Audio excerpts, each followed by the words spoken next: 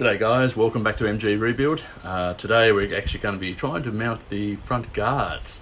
And to be able to do that, we need to actually mount the radiator first. So first things first, let's move on to the radiator.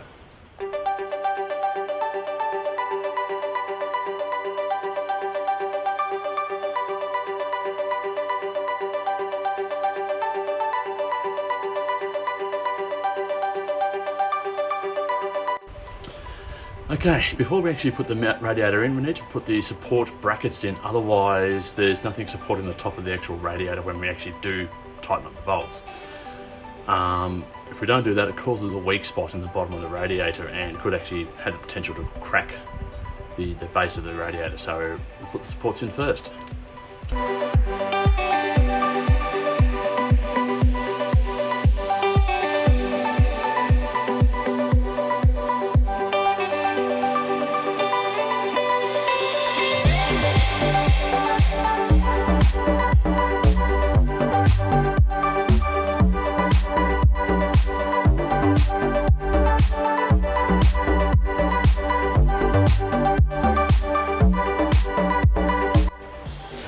Now, I know some of you are going to say that they're not the right bolts for that, the radiator stay.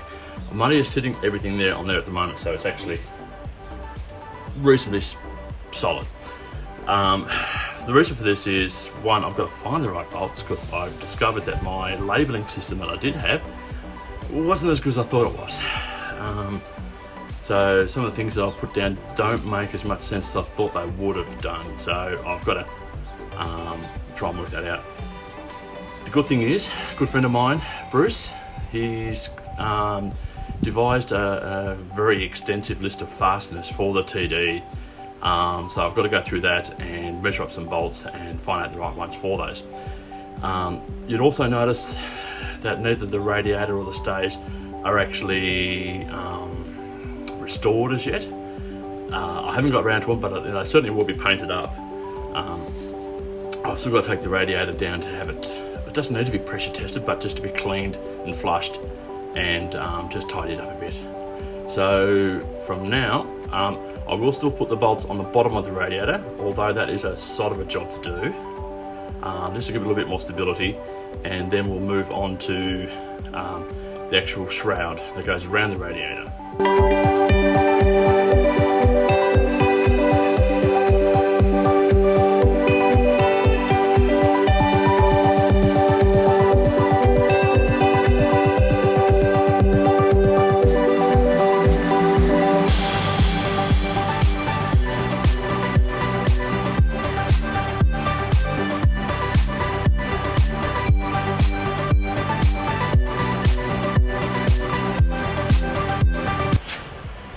Okay, it actually went a lot easier than I thought it was going to.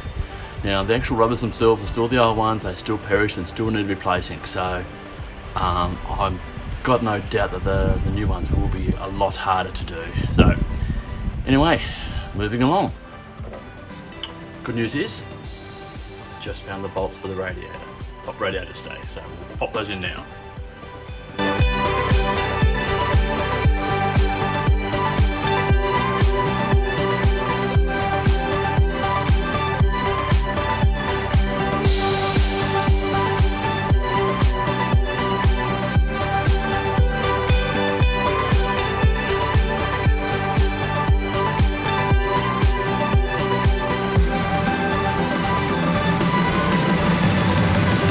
Okay, now it's time to fit the chrome radiator shroud.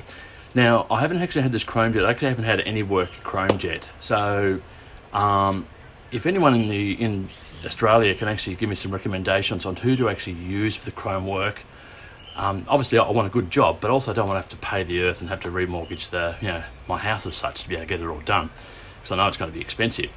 So, if someone can actually give me some recommendations, the closer to Tasmania the better, because otherwise freight's going to kill me a bit.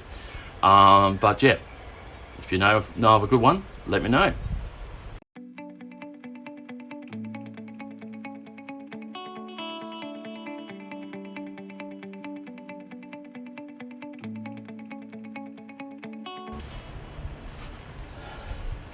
As you can see, there's actually a bit of cord that goes around there.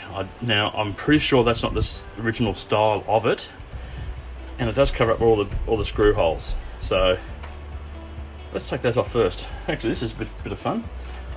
I'm not sure if you guys can see those here. They're nests from a mud wasp up in Queensland, where the car came from. It had a lot of mud wasps around the area, and when I was pulling the car apart, there were just hundreds of them. So I thought I got them all, but found a couple more.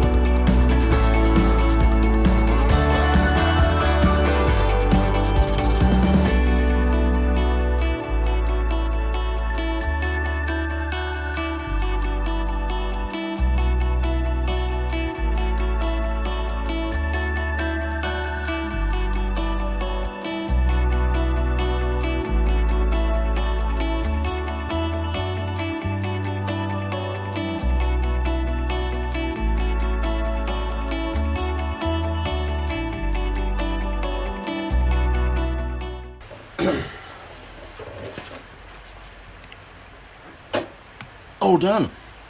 I'll have to give it to the previous owner, Nev. He did a really good job of that.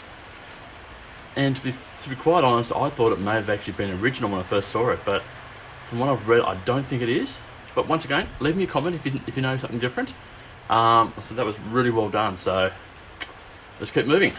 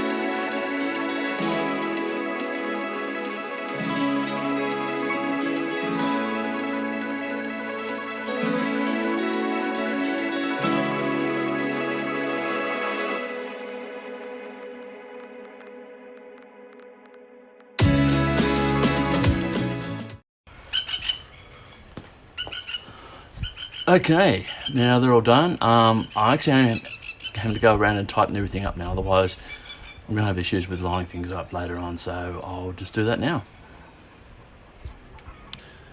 Okay, now I've actually tightened up all the bolts. I didn't bother recording that because that's, well, boring. And now it's time to fit the guard. I'm doing the driver's side first, right hand side first. Now I'm trying it with the wheel still on. I'm not sure if that's a good thing or a bad thing, but I'm going to give it a try and see if I can actually do it without having to take the wheel off. If it gets too much of a hassle, I will continue and finish that one on, but I'll take the wheel off on the left-hand side. I was going to say passenger side, but depending on which country you're from. Anyway. Okay, we'll make a start by putting on the radiator stay. Sorry, the headlight mount.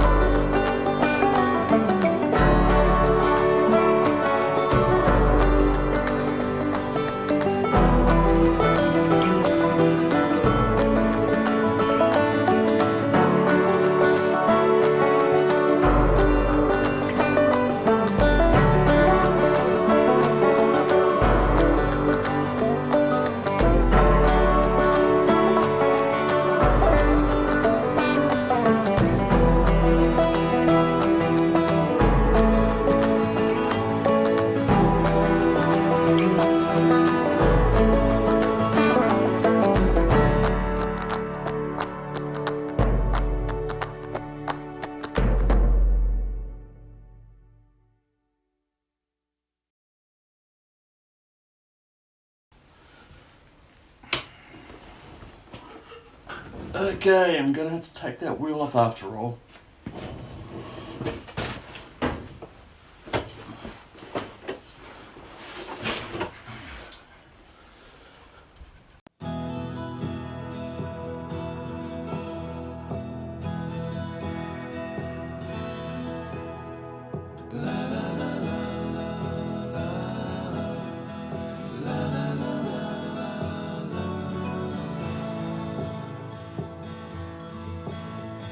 La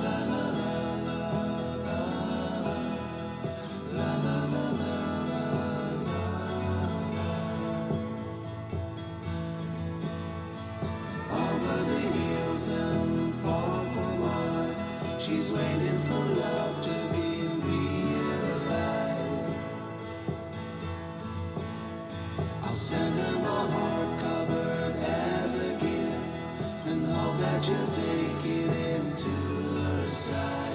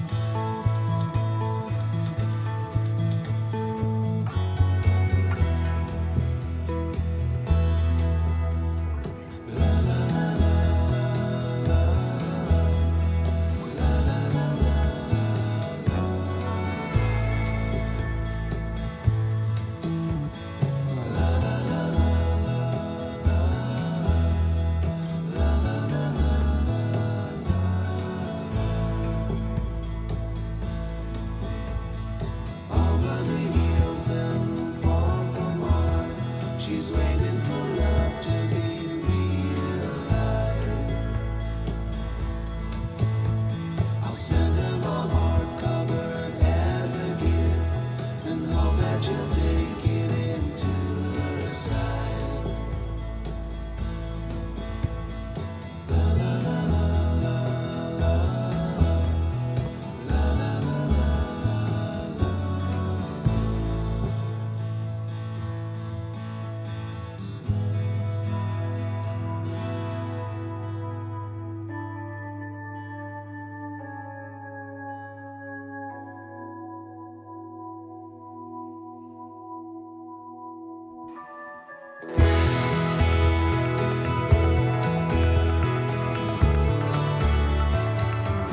Okay, that's the right hand side one done now. I've got to go into a hardware store to get some bolts for the other side.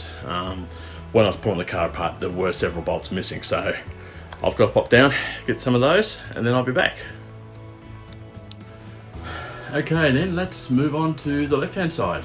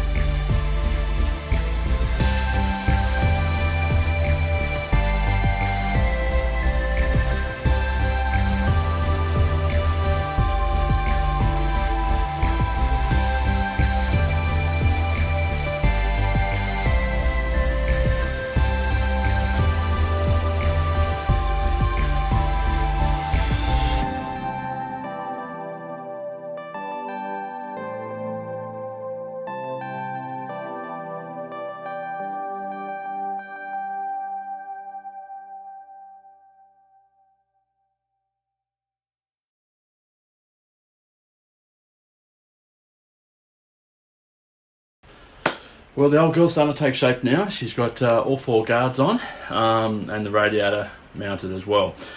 Now, they've all got to come off again, I know that. But I'm only putting it on so I can make sure all the panels are lining up and make some adjustments where I need to before I do the major body work. Why I'm doing it this way is I've got a bit of a small window of when I can actually paint my car. So I'm doing it outside under a carport, like a temporary carport with walls. So I'm making myself a little temporary spray booth. Now, opportune windows between January and February, and I've got some what we call long service leave. So I've got about 4 weeks of holidays up my sleeve, which I can take in that time, and which I hope to actually be able to have the car all painted by then. What I've got to do though, I've got to make sure that I have the car ready. So I've got to do all the body work. I've got to then do the high build fill on it, sand it all down, and have it ready for paint, and also the spray booth built and ready to run by that time. So that's what I'm doing at the moment. Once I've done that, I can then work at my leisure again. So I can then rebuild the engine while the paint's curing before I put it all back together. So that's what I'm doing this way. So next time, I'm going to try and see if I can fit the bonnet hood or bonnet, whatever you want to call it, the actual arm covers, or whatever you want to call them, stuff that covers the engine. So until next time, don't forget, if you're not a subscriber, please subscribe to the channel, and don't forget to click on those notifications. Also check out the Instagram page, just link down below there now. And of course, please jump on the merchandise shop, grab one of these shirts. There are all different sizes, all different colours. There's this logo and 2 different variations, and there is another logo about to be launched in shirts. It's currently on stickers, mugs, and phone cases at the moment, but they will be launched hopefully within the next week. So keep your eye out for that one. So in the meantime, enjoy working on your MGs if you've got one. If you don't, hope you can get one soon, and have fun like I am. Until next time, see you later.